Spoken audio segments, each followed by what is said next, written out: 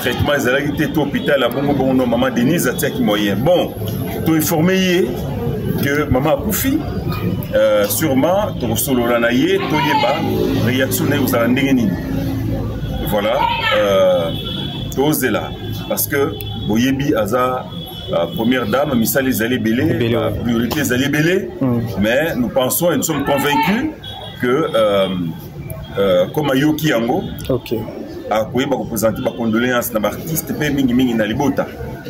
Voilà. L'étape là, nous avons d'abord la première étape, c'est-à-dire il faut que le corps puisse être bien conservé dans une pompe funèbre. Parce que les musulmans là-bas où le corps se trouve au Maroc, ils n'ont pas la culture de garder le corps dans les morts. Parce que chez eux, quand tu meurs aujourd'hui, on t'enterre de nous. Alors nous sommes à l'étape, à la première étape, c'est-à-dire transférer le corps de l'hôpital vers la pompe funèbre. À partir de là maintenant, on va prendre le corps et transférer le corps jusqu'à Ndjili. Troisième étape, d'Ndjili dans une morgue locale. Et la dernière étape, ça sera l'étape des funérailles. Alors nous sommes encore à la première étape. Donc la date de rapatriement n'est pas encore connue. La date de rapatriement n'est pas encore connue. Parce que nous sommes encore à la première étape, il faut d'abord faire sortir le corps de l'hôpital, l'amener dans une pompe funèbre où on va garder le corps. Donc c'est à partir de ce moment-là que nous allons maintenant discuter avec les compagnies qui s'occupent des rapatriements, parce qu'il y a des compagnies qui s'occupent des rapatriements, pour savoir quelle sera leur disponibilité pour amener le corps ici. Il y a un problème.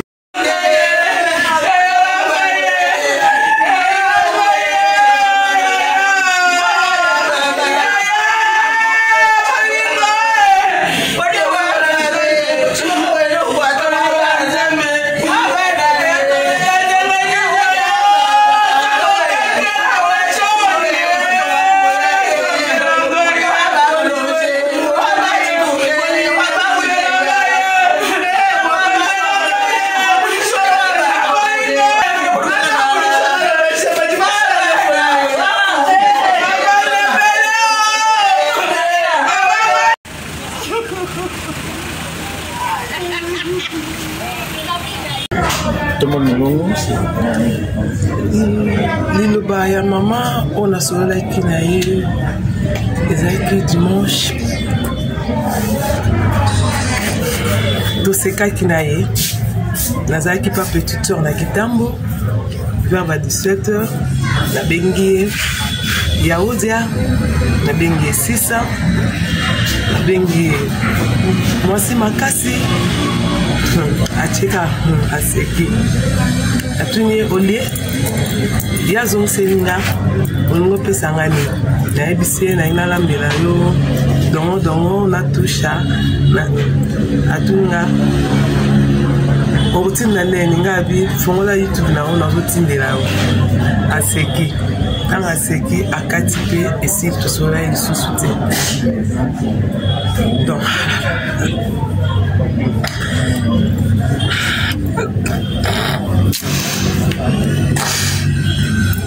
alors qui souhaite de ce qu'il n'est qu'à bon. Le souvenir que vous gardez. La souvenir. Et c'est délai. Il y a autre, c'est ça. On va se nommer et pas y partir. Na ebindenga beta bisote. Mama tika beta mati. Mama so abeti yo so ka beti yo na maloba. Soko kite se kosa kaka. Ata na epite so roza mutu. Ya vandi sa ka mutu. Ka nenga ka ne bozala ni TV nenga vandi sa ka vandi sa bantu ko expliquer ko souvenir mususu mama alakisanga ndenga kozala na bato libanda. Vie sociale libanda. Azali kopesa nga problème moko mama na ye azali kopesa ye o bapesa nga kombo ya Chituka. Azali kolobala ngai mama na nga azali kolobala ngai tika mutu na mutu akufa na likambo na ye mais yo ozala likambo na ye te lekela mutu afoni bwalwenda sikoyo so atue bino balobi bamakambo apatulinga bongo oza nani mpo naza mobenge mingi moluba so abenge moluba ye mpe azongisi mokongo merci.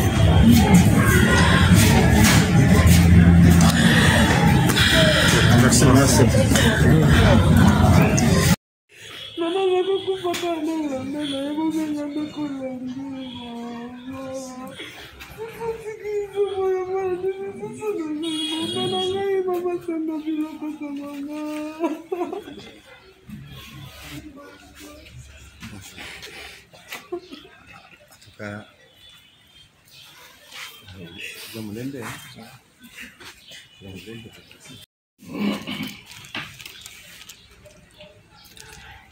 Nani ozeraka ozeraka atanda mdamu hivi atoe azali na cimetière ya Gitambo ayaga ya bonde donc déjà le but que embouteillage bis va la bouteille à le tozeli au moins c'est 1h40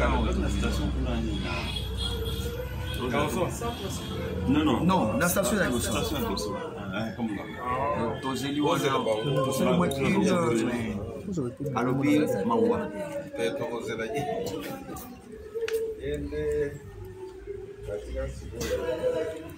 au-dessus de tout le monde.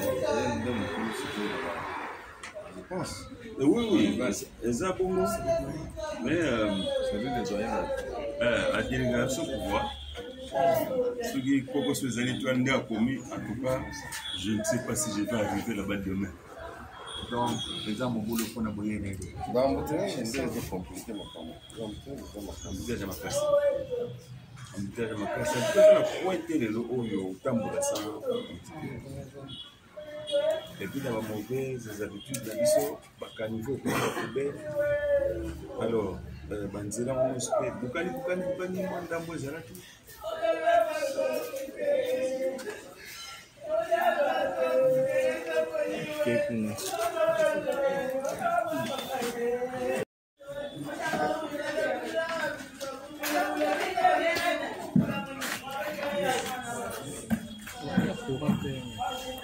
On a que charger le téléphone. Tu m'as pas charger.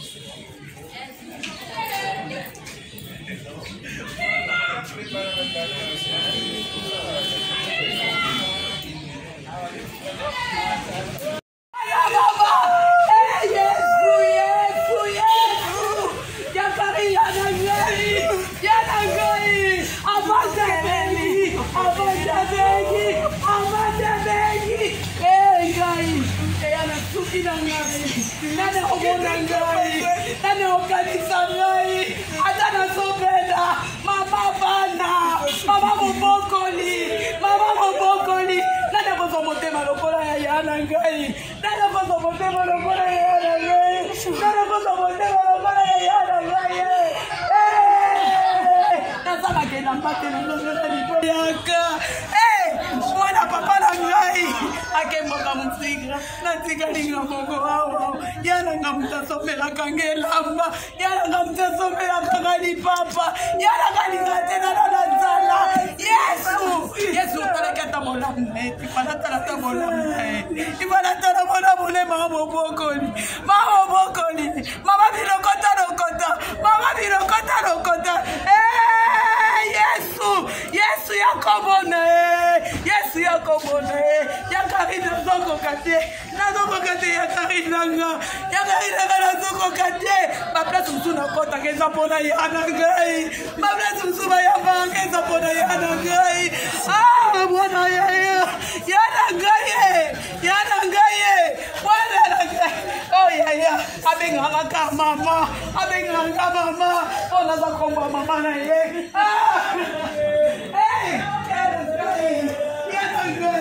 yana ngai okemboka mosika yaya obengaka ngai obengaka ngai yananga soka bekinga seke na ye kozwa ya ngai yananga soka bekinga na ye kozwa yananga lingaka tambonaka makolongulu yananga lingaka tambonaka na zangelamba yakaine yaya kopesela motokela ngai yana ngai mwana papa na ngai yananga boka mulumeta boka maliki te nayebi te mboka nini azali yananga ebakazalaka yo yaya yananga baplace nani ezaka eza mpona yo yaya onga nakomi nebe eza yo yaya na ngai yananga osinga banda bubwana yaya lelo nakomi boye yaya yananga nakomi boye yakari nayebi te nayebisana nabetela nani lisolo mpona yana ngai mama bilokota na ngai yanoketakalaka te yesu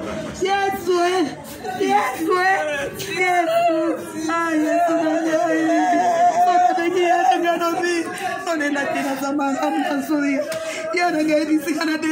nazoya yananga yebisika na desembre nazoya mwana mama na ngai abengaka mama soka moninga abengaka mama na ngai yakarininga nazoka motema ezoswa nazoka motema ezoswa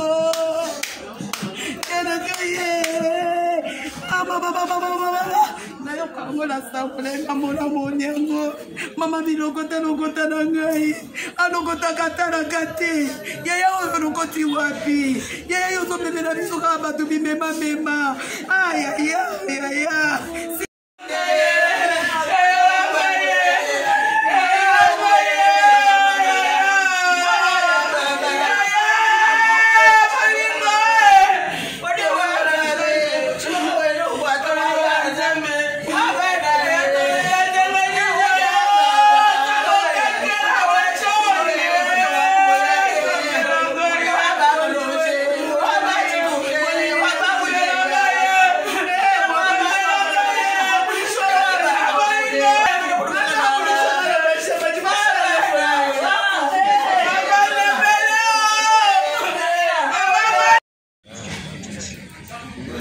tozotelema nesengo nekeyaki ndenge tozo mosusu ya solo nde na bike tozokende na likambo totika moko na biso na bino tozalaka na likambo moko moto na buta oyo tobanda tobeta motu vraiment tozela bato wana te baya koyokisa biso soni bango yaka na dernier minute mosusu yaka koto il y a une fleur à mon nez. Oh, il y a encore du temps. Fleur à mon nez, il y a encore du temps.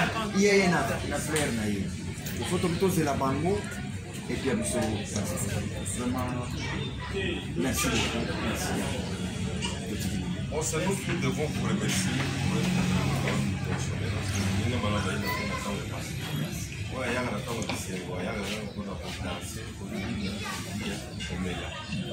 Mais place à éviter comme les autres, mais bah tout est déjà la place là qui est la soirée. Pourquoi nous devons vous remercier? Merci. Média, tout ça, la presse.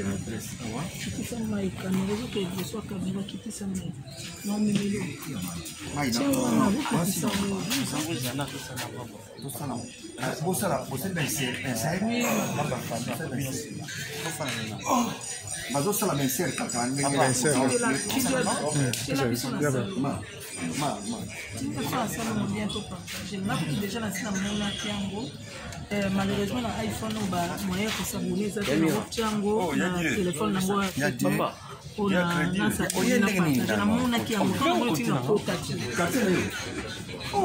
ok.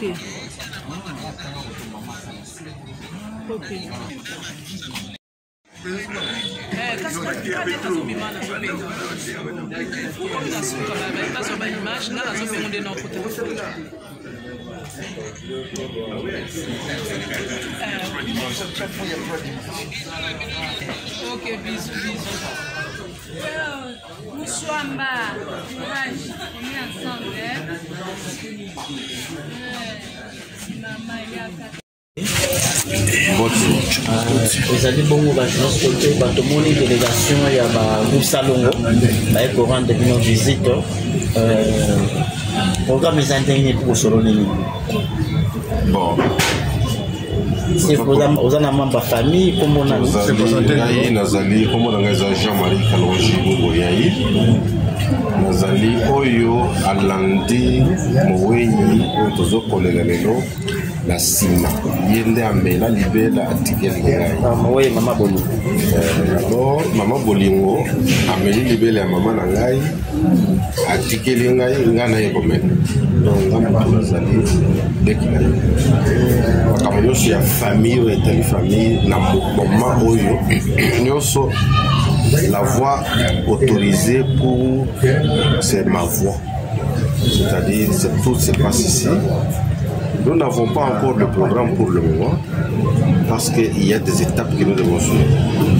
Les étapes là, nous avons d'abord la première étape, c'est-à-dire il faut que le corps puisse être bien conservé dans une pompe funèbre. Parce que les musulmans là-bas où le corps se trouve au Maroc, ils n'ont pas la culture de garder le corps dans les morts. Parce que chez eux, quand tu meurs aujourd'hui, on t'enterre dedans.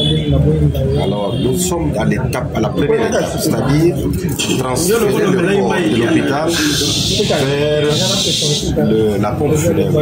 À partir de là maintenant, on va prendre le corps et transférer le corps jusqu'à Ndili. Troisième étape, d'Ndili dans une morgue locale. Et la dernière étape, ça sera l'étape des funérailles. Alors nous sommes encore à la première étape. Dans la date de rapatriement n'est pas encore connue. La date de rapatriement n'est pas encore connue parce que nous sommes encore à la première étape. Il faut d'abord faire sortir le corps de l'hôpital, l'amener dans une pompe funèbre où on va garder le corps. Donc c'est à partir de ce moment-là que nous allons maintenant discuter avec les compagnies qui s'occupent des rapatriements, parce qu'il y a des compagnies qui s'occupent des rapatriements, pour savoir quelle sera leur disponibilité pour amener le corps ici. Il y a un problème qui nous préoccupe par rapport au lieu de deuil. C'est ici ou peut-être à Bandana? Ah, oh, ça c'est une bonne question. Je suis ici avec moi. Elle, c'est la mettre un peu la lumière sur ce qui a été dit avant. Le lieu de deuil, c'est ici chez moi, avenue Mossala, numéro 3, quartier Mabayemo, commune de Ngaliema. Alors, l'adresse que vous me donnez de Kintambo, ça c'est notre fille, donc la troisième fille de la défunte, qui est musulmane. qui, elle, en ce moment, elle est dans le temps des Ramadan. Alors, étant dans le temps des Ramadan jusqu'à la fin du mois, elle a des difficultés pour nous joindre ici. Vous savez comment est-ce qu'il se comporte en ce moment ici. Pourquoi? Et puis, il y a 6 heures.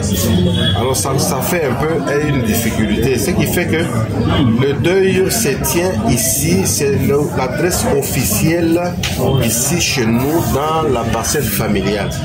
Numéro 3, avenue Mossala, quartier Mama Yemo, commune de Ngalia. Okay. Il n'y en a pas deux. Il n'y en a pas deux. Il n'y a pas 2 adresses. Le deuil est à une seule place. Ici. Merci beaucoup. Tous à moi, s'il vous plaît, tout le monde pour le micro. Moi, tout le monde micro, ça dit que Maman Tikibiso. Bini bofanda kina maman, boza kina maman, et puis bon soit na maman. Dernier mot peut-être bosola kina maman, peut-être atikela que maloba, peut-être amuko loba ki oyo to comme ça. Et bato so landa yo. Tout le monde ngongo. Liloba ya maman, on a sola kina ye. Ezaki dimanche. Doseka kina ye.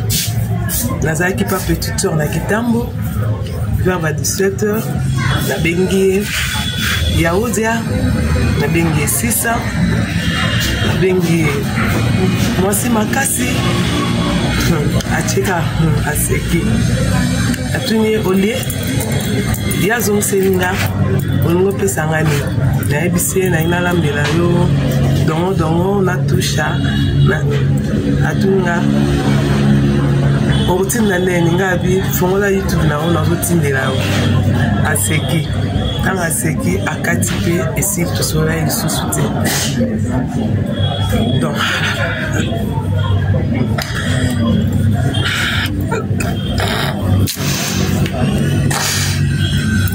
alors qui souhaite de ce qu'il n'est qu'à bon Le souvenir est regardé. La souvenir is a délai. Yaoudia, c'est ça. On va se nommer et pas y partir. Naibinenga beta bisote. Maman tika beta mati. Maman so abetio so kabetio na maloba. Soko kite se kosa kaka. Ata na ipite so roza mutu. Ya vandi sa ka mutu. Ka nenga ka ne bozala ni TV nenga vandi sa ka vandi sa bandu ko expliquer bonso. Souvenir mususu mama alakisanga ndenga kozala na batu libanda. Vie sociale libanda.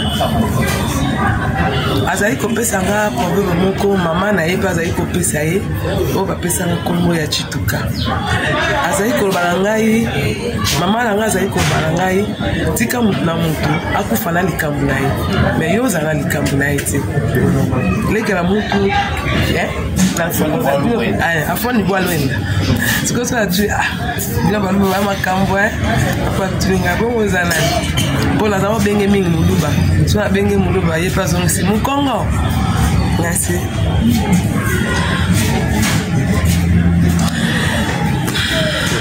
Merci. C'est ça. Président Lombe, tout le monde est en famille. Bokangini ni le solo ni la famille. Merci, amis de la presse. C'est au Moni, vous allez délégation à Groupe Salongo. Nous avons présenté Groupe Salongo Boyebi, Papa Masumu, Papa Maman Mabele, Papa Maman Bomengo, Dibati et Sengo Moulaï, Papa Sonzo, Touye, la famille, tout à tout solo parce que nous avons Yebi, pour perdre Moko. Il y a Bapoilou, il y a culture congolaise, Maman Marie Clémentine Odia Kabasukupa, Otobengi Maman Bolingo, depuis dimanche au Maroc. Alors, les deux familles, il y a Maman Bolingo et Sangani Lelo, famille biologique. Vous allez représenter na Papa Jean-Marie Kalonji Mouboyaï. na biso famille artistique famille professionnelle ils ont deux grandes familles wana oyo ma mari ma bolingo azali ko appartenir do solo là dotia ça m'a mise au point sur l'organisation ya bobsek et on tenir pour informer opinion que matanga et bozala awa na parcelle familiale sur avenue Mosala numéro 3 na direction Mamaimo na Ngalema oyo binza ozone non Delvo non zone vous assurez oui voilà dans la binza ozone nesika moto nyonso oyo ayibi mama bolingo alingi ko partager douleur na famille akoya au sortir awa au kabola douleur awa na avenue Mosala numéro 3 na binza ozone direction Mamaimo. Alors pour le reste du programme au fur et à mesure pour évoluer parce que la première étape la plus grande est d'aller à rapatrier corps et il y a des estimateurs pour communiquer la suite il y a programme voilà aux alliés objets il y a échange nabiso lelo na famille biologique il y a maman Boli dit l'essentiel il y a moi. Est-ce que au jour il y a un rapatriement to date ça dans le comité non to pèse dans le jour parce que les lots to sangani pour évaluer en termes il y a faisabilité to zaliwana il y a on a lobby au fur et à mesure to va nous communiquer bino évolution il y a programme pour bino pe boba ko relayer yango na communauté na biso. Voilà, merci président. Toujours tellement de témoignages belé à maman Bolingo, azaki maman moro bien, azaki penza na vraiment batoté et surtout à travers Mosala net tout le monde peut inspirer pe bande belé ba sali pe théâtre pour naïe. S'il faut le loto le bas, liwana ici il faut interpeller ba comédiens dans l'ensemble. Lui est que président. Oui pour le bande dessiné, il faut interpeller ba comédiens dans le lengi de quoi azalaki kimia maman azalaki kimia inspiré bande ko belé ba sala théâtre mais lelo atiki biso posé. Non bon c'est quand pour dire la première occasion toujours communiquer sur liwa ya maman Bolingo. Oui. Ezali ko senga na ba comédien nyonso. Ba pour garder pensée malam. D'accord. Na maman Bolingo oyo asali musala na Bolingo nyonso comme son nom. Très bien. Eza musala lingaki mingi asali en banda jeunesse na ye.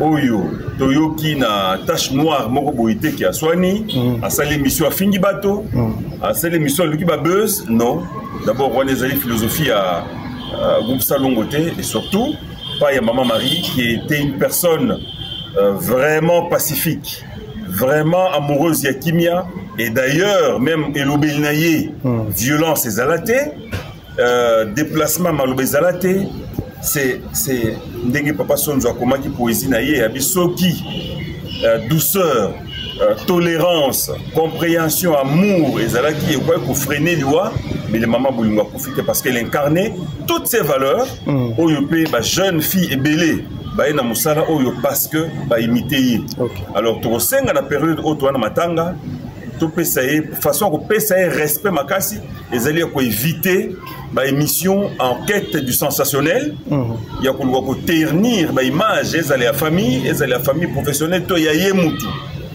to pesa ye kilo azali ko mériter ti akozonga mabele et pas biso no sto ta rapete kozonga. Merci. Merci président Lombe s'il vous plaît. Depuis que maman Bolingo tant que n'est pour sa traitement à quel na compte il y a donc chasse maman Denise appelle ça bino groupe salon on va comédien. Est-ce que rapatriement ils ont toujours na maboko ya maman Denise ya fondation comment oui nous tenons à rappeler parce que maman Bolingo yimoko a salaka émission à partir il y a Maroc pour nous remercier maman Denise Nyakero Tshisekedi grâce na ye ndé soin ya makasi azwa qui permettre ye a pour ça mikolo pa ke ndozuka koluka soin na ba hôpitaux esengeli maman Denise a tia ki moyen pour na maman Marie azwa soin esengeli mais comme Koufana Bomoi et Zaka Sekra Nzambe Yemoko a décidé maman Okufa. Mais ce n'est pas parce que traitement des allergies à l'hôpital à Bongo Bono, maman Denise a tia qui moyen. Bon, tu es informé que maman Koufi, sûrement, tu solo lanaye, tu yeba, réaction aux alandengeni. Voilà, tu oses là. Parce que Boyebi Aza, première dame, Missa les allées belé, priorité les allées belé, mais nous pensons et nous sommes convaincus que comme Ayoki Yango, a représenter ma condoléance dans l'artiste, et mingi mingi na libota. Voilà. Une dernière question, Président, pour toi, Tsugabino. Tu bêtis pendant cette année, comme maman Zagin Kakimia, à travers hier, nous avons bien passé le théâtre. Mais c'est dit à quoi absence, il y a des comédiens. Total, mon en a été surtout. Absence. Oui, absence, il y a des comédiens. Et ça, le moment vraiment posé l'homme. Parce que tu as dit comment ceux qui comédiens coufindé, on a bandé à motiver à regarder là. S'il vous plaît, l'absence, il y a des comédiens. Tango, Bazui, Sango. Mama Bolingo asala na RTNC azape na mwana wasala na RTNC Nadine wa yebani bato belé basopana ikuna ko pensant que matange ozala kuna mais awa ezali en famille ndeto yebiso d'abord salongo poto communiquer de to communiquer lelo esika matange kozala ezali awa ils ont deux adresses T. Donc c'est ça, les comédiens qui suivront vos émissions, bah, que désormais, Matanga et Rosala. D'accord. Donc ce n'est pas une question, il y a manque d'engouement, tout non. À Koufina, la cinquantenaire, Théozakeno, pas Baïbo Sopana, à Koufina Mboka Moussika, il faut communiquer Matanga et Rosala Wap, et les autres adresses. Donc les comédiens seront là. Président Batoussou Barumon en autant tout bien té. Absence à président Massoumou. Non. Je prends la parole au nom, il y a président Massoumou. Et d'ailleurs là, il y a un parce que à quand même un embouteillage au Longwa. Qui t'a mon magasin, qui kumata, n'zéla on bosse à travaux. À quand même ils nous ont autorisé. La mission Libota, tout solo là. Il nous a donné mandat. Donc ils ont tiré pas mon président Massoumou Bega qui Matanga non. Président Massoumou Baza Bayambi ba maman Bolingo na groupe Salongo. D'accord. Il les a reçus. Ba maman Linga, il les a reçus. Ba maman Bomengo. Ayambi Bango, Bazaki ba jeune, ba Nouni na groupe wana. Bisoto Kuti Bango wana. Donc le groupe Salongo, ezala toujours liboké, toujours liboké. Même baza absent au pays, nous avons en communion directe na ba maman Bomengo na onu sezoleka. Et d'ailleurs, Mambo Mingo a fait un déplacement dans Maroc par une telle maman. Donc Salongo reste une famille, une vraie famille. Voilà. Merci. Merci beaucoup. À tous ici. Allez,